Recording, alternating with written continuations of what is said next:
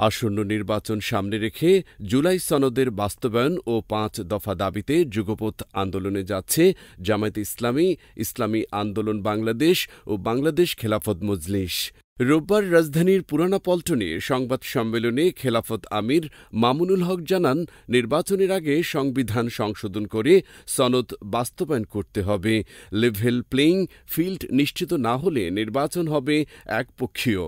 তিনি বলেন, ১৮ সেপ্টেম্বর ঢাকায়, ১৯ তারিখ বিভাগীয় শহরে আর ২৬ তারিখ জেলা ও উপজেলা পর্যায়ে বিক্ষোভ সমাবেশ করবে দলটি।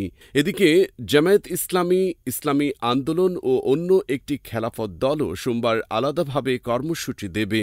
জামায়াতের সঙ্গে আনুষ্ঠানিক জোট না হলেও দলগুলো জুলাই সনদের বাস্তবায়ন ইস্যুতে ঐক্যবদ্ধ হচ্ছে বলে জানিয়েছেন মামুনুল হক।